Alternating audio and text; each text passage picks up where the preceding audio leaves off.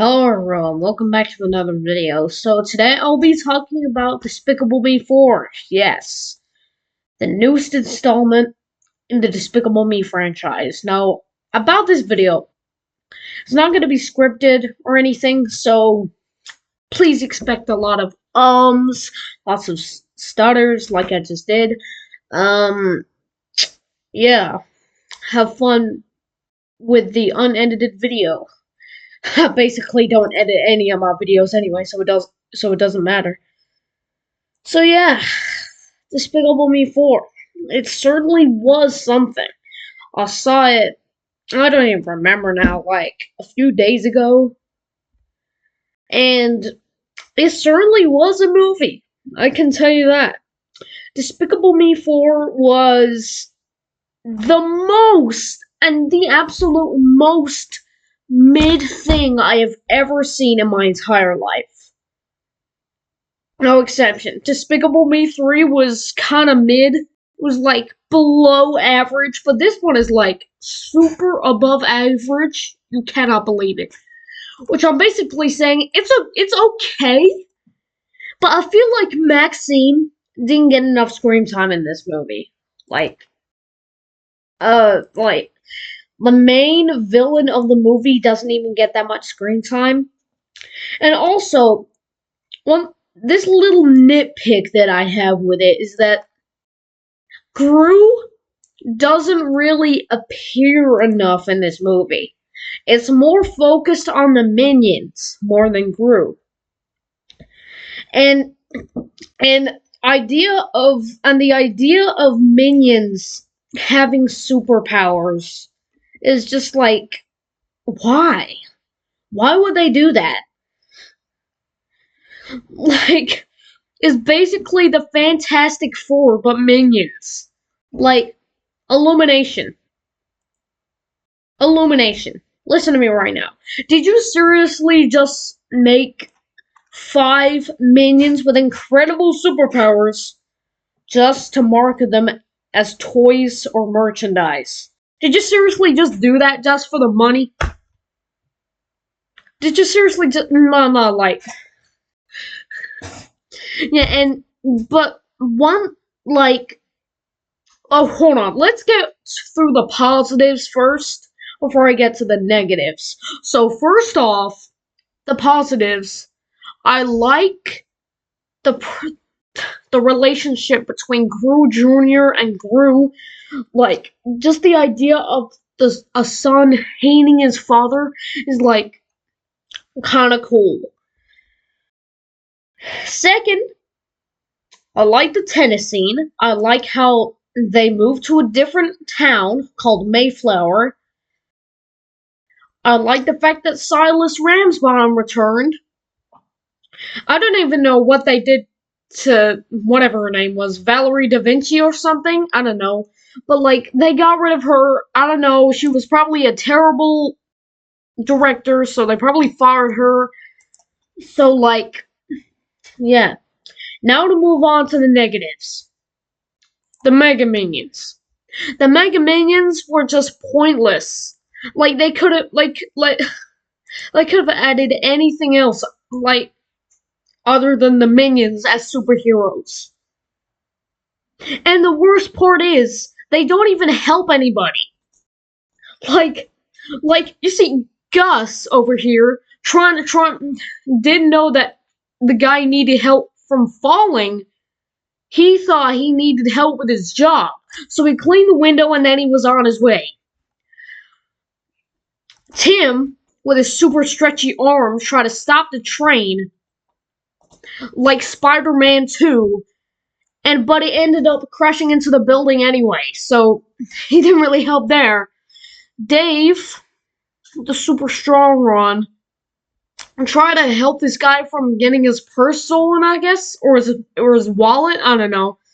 But, like, he grabs a piece of the bike stand and tries to throw it at the thief to stop him, but it actually hits the person who was robbed instead. And he faints and he lands on him. So, like, that didn't really help either. Jerry, oh my god. You do not know how You do not want to know how much I hate Mega Jerry's situation. Like, Jerry, for some reason there was just a bomb in the middle of the city that they're trying to defuse. But luckily Jerry is here to save the day, and he eats the bomb, swallows it, burps, and wipes out every single person, and then he just went on his way. Finally we have Mega Mel. Mel Mel was there. He helped the person getting their cat down from a tree, and after he did that, the person gave him a little kiss for a thank you, and he went like crazy. He started shooting his laser everybody. He started shooting his laser everywhere, and it hit the lady's hair and the cat, and yeah. And then the minions just walk through the city like they saved the day. And obviously, the citizens ain't like that. They don't like that. So they chase after them. Silas Ramsbottom tells them off, and they got put in retirement. I don't know why I'm recapping the movie, but the Mega Minions are just pointless, you know? They didn't need to be in this movie. Look, I know this is a kids movie. I'm just over exaggerating it. It's just come on, man. Did you really have to make Minions superheroes? We all know Minions ain't the best choice for being superheroes. Anyways, the second problem I have with this movie.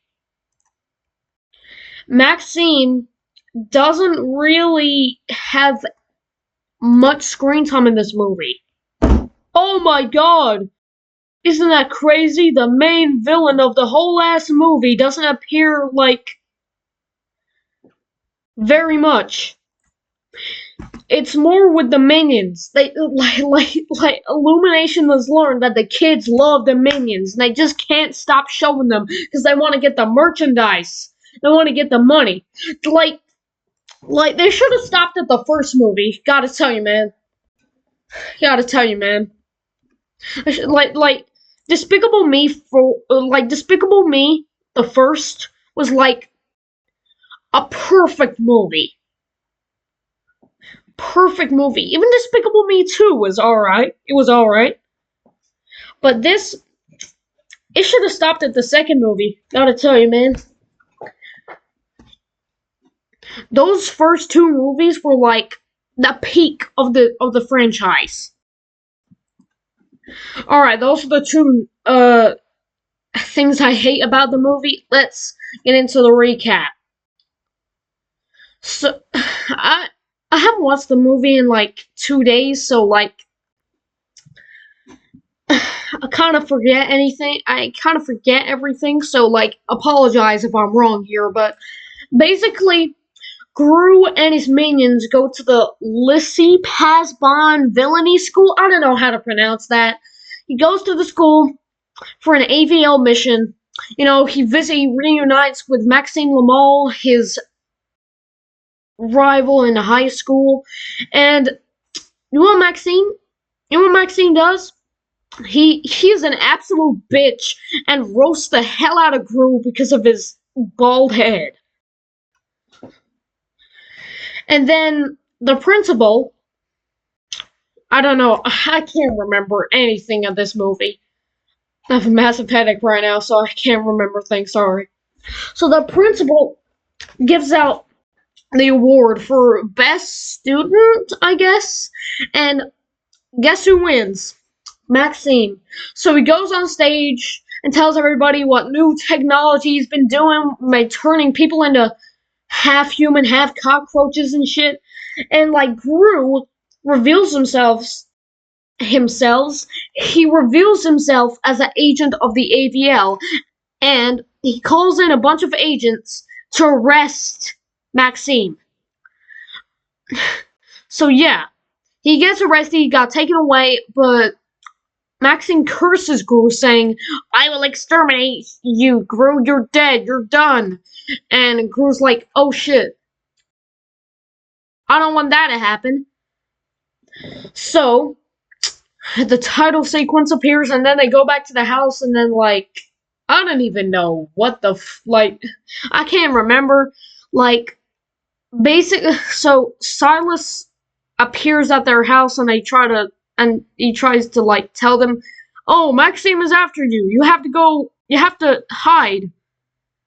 So basically, Silas gives them, uh, their mission is basically to, change their identity so Maxime doesn't find them. So, Gru is now Chet, Lucy is Blanche, Edith is Blair. Love the names, by the way. Agnes is Brittany, and Margot is Bree. Why are the names all start with a B for some reason? I don't know. So, like, they go to Mayflower. Unfortunately, Lucky gets taken away from Agnes. He goes to the AVO. And, like, they head off. They're going to Mayflower. Yeah, and that's all I can remember. Yeah. So, my final opinion on this movie. It was great. I mean, not great, but it was, like, good. It was an okay movie, I guess. I mean, very, very above average, you know? So, yeah. I hope you like my review. See you in the next video. Yeah. Alright, watch Despicable Me 4 if you haven't already. If you want to. I mean, I'm not forcing you to do it, but you can if you want to. This movie is okay. Okay? It's kind of okay. And I'll see you guys in the next video. Bye-bye!